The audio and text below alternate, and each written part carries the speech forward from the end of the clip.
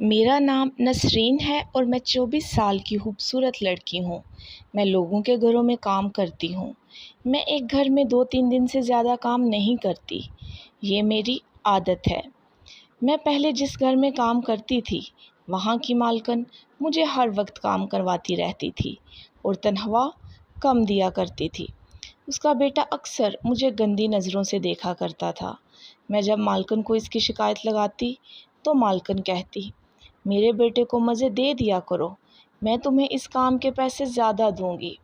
میں نے مالکن کی بات کو ماننے سے انکار کر دیا اور وہاں سے نوکری چھوڑ کر کہیں اور نوکری تلاش کرنے لگی، کیونکہ میرا نوکری کے بنا گزارا ہونا بہت مشکل تھا۔ میں ہر گھر میں گھوم کر نوکری کی تلاش کر رہی تھی، لیکن کوئی مجھے کام پر نہیں رکھ رہا تھا۔ پھر میں نے ایک 3 منزلہ گھر کے دروازے پر دستک دی اور ایک درمیانی عمر کا شخص میرے سامنے آیا۔ اس نے مجھ سے پوچھا۔ میں بولی، میں کام کی تلاش میں ہوں، اگر آپ کو کام کروانے کی ضرورت ہے تو میں حاضر ہوں، میں نے معصوم لہجے میں کہا۔ اور پھر وہ شخص میرا جائزہ لینے لگے اور بولے، گھر کے اندر آؤ، پھر بات کرتے ہیں۔ میں اس شخص کے ساتھ گھر میں داخل ہوئی۔ اس کا گھر بڑا عالی شان تھا۔ بیٹھو، مالک نے مجھے بیٹھنے کا کہا۔ میں زمین پر بیٹھ گئی۔ ارے تم زمین پر کیوں بیٹھی ہو؟ صوفے پر بیٹھو۔ مالک نے مجھے کندھوں سے تھام کر اپنے سامنے صوفے پر بٹھایا اور میرے بہت نزدیک آ کر بیٹھ گئے۔ ہاں، اب بتاؤ کیسا کام چاہیے تمہیں؟ میں گھر کا کام کرتی ہوں صاحب، اسی لیے آئی ہوں۔ میں ان سے کچھ فاصلے پر جا کر بیٹھ گئی۔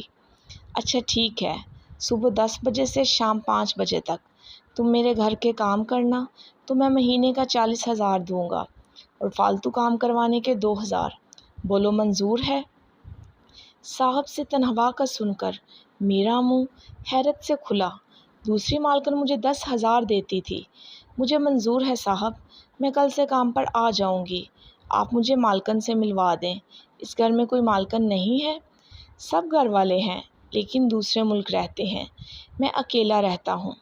صاحب کی بات سن کر میں خاموش ہو گئی اور سوچنے لگی کہ اکیلے مرد کے گھر کام کروں یا نہ کروں، لیکن پھر پیسوں کا سن کر میں انکار نہ کر سکی۔ ٹھیک ہے، میں کل سے کام پر آ جاؤں گی، میں نے حامی بھر لی اور وہاں سے جانے لگی۔ رکو، جانے سے پہلے میری مالش ہی کر جاؤ، میرے کندھوں میں بہت درد ہو رہا ہے، صاحب نے کہا۔ مجھے مجبوراً ان کے کندھوں کی مالش کرنی پڑی۔ میں ان کی مالش کر رہی تھی کہ صاحب میرا ہاتھ پکڑ کر اپنے سینے پر لے آئے اور میرا ہاتھ دبانے لگے۔ صاحب یہ کیا کر رہے ہیں؟ میں گھبرائی۔ سوری، مجھے لگا میری بیوی ہے، اس لیے میں نے تمہارا ہاتھ پکڑ لیا، وہ بھی میرے ایسے ہی کندھے دباتی تھی۔ اس نے میرا ہاتھ چھوڑا، میں صاحب کے کندھے دبانے لگی۔ میرے کمرے میں جا کر میرا بستر ٹھیک کر دو، میں آتا ہوں۔ صاحب مجھے اپنے ساتھ اپنے کمرے میں لے آئے اور خود واش روم چلے گئے۔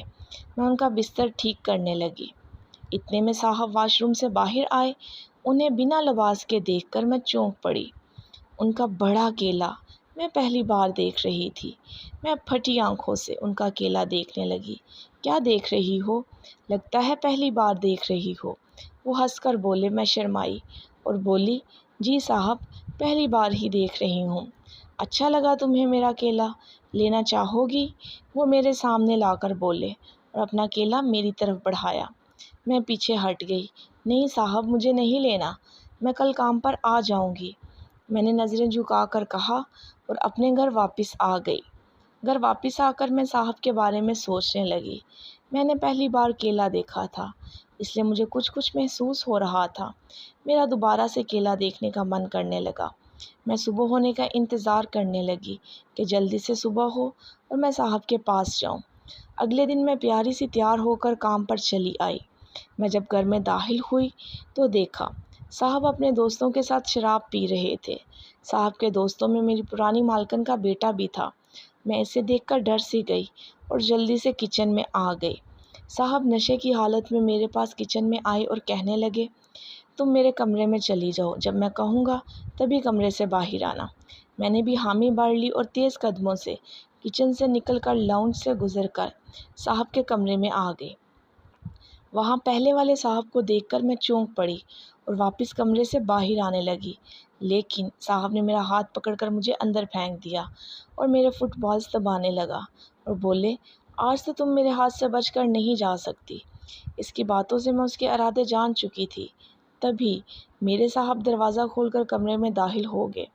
انہیں دیکھ کر اس بیٹے نے مجھے چھوڑ دیا۔ صاحب نے اسے آنکھوں کا اشارہ کر کے باہر جانے کو کہا۔ وہ ان کی بات مان کر کمرے سے باہر نکل گیا۔ یہ میرے دوست کا بیٹا ہے، تم اس سے ڈرو مت، اس کی عادت ہے ہر لڑکی کے ساتھ غلط وقت پر کھیلنے کی۔ تم آج رات کو یہیں رک جانا، آج بہت کام ہے۔ ہمیں صاحب کی کام والی بات سن کر میں ڈر گئی اور بولی، صاحب آپ کس کام کی بات کر رہے ہو؟ گھر کے کام کی بات کر رہا ہوں۔ آج رات میرے دوستوں کی دعوت ہے اور گھر پر نہ کوئی عورت ہے اور نہ ہی ملازمہ۔ تم رک جاؤ گی تو میرے کام آسان ہو جائیں گے۔ میں تمہیں 5,000 روپے دے دوں گا۔ مالکن کے بیٹے کو دیکھنے کے بعد میں رکنا نہیں چاہتی تھی، لیکن 5,000 کا سن کر میں رک گئی۔ 5,000 میں گھر کا راشن آ جائے گا۔ اچھا صاحب، میں رک جاؤں گی، میں نے کہا۔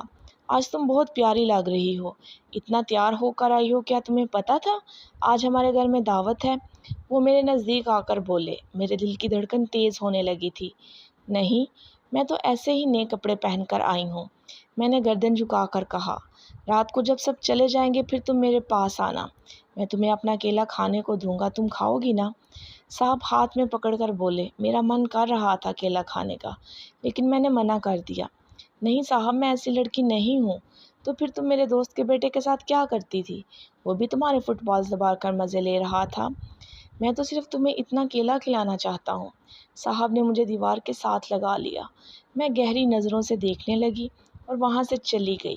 سارا دن کھانا بنانے میں گزر گیا۔ میں اتنے سارے مردوں کے درمیان اکیلی تھی۔ مجھے ڈر لگ رہا تھا کہ یہ سب مل کر میرے ساتھ زیادتی نہ کریں، اس لیے سب کام ختم کر کے میں ایک کمرے میں چلی گئی اور سونے کی تیاری کرنے لگی۔ کمرے کی لائٹ بند تھی۔ اچانک میرے اوپر کوئی بھاری وجود آ کر گرا تو میں چونک گئی۔ مجھے لگا میرے صاحب ہوں گے، لیکن جب میں نے اس لڑکے کی آواز سنی تو چونک گئی۔ وہ مالکن کا بیٹا تھا۔ وہ زبردستی اپنا کیلا میرے سینے میں ڈالنے لگا، لیکن میں چیخنے لگی اور صاحب کو بلانے لگی۔ میری چیخوں کی آواز سن کر صاحب بھاگتے ہوئے کمرے میں آئے اور اس لڑکے کو پیچھے کیا اور اسے خوب مارا اور گھر سے باہر نکال دیا۔ میں بری طرح سے رو رہی تھی۔ انہوں نے مجھے اپنے سینے سے لگا لیا اور تسلی دینے لگے۔ مجھے معاف کر دو، میرے گھر میں تمہارے ساتھ سب کچھ ہوا، تم اچھی لڑکی ہو، مجھ سے شادی کرو۔ میری بیوی دوسرے ملک ہوتی ہے، مجھے ایک بیوی کی ضرورت ہے۔ تم میری ضرورت پوری کرنا، میں تمہاری ساری ضروریات پوری کروں گا، لیکن بات ہم دونوں کے درمیان رہے گی کہ ہمارا نکاح ہوا ہے۔ صاحب نے کہا۔ میں نے بھی حامی بھر دی اور ان سے نکاح کر لیا۔ اب میں خوش ہوں۔ صاحب کی جب پہلی بیوی آتی ہے تو میں گھر چلی جاتی ہوں، مگر اب میں صاحب کا کیلا روز ہی کھاتی ہوں۔ صاحب کا کیلا بہت بڑا ہے اور مجھے بہت مزہ آتا ہے۔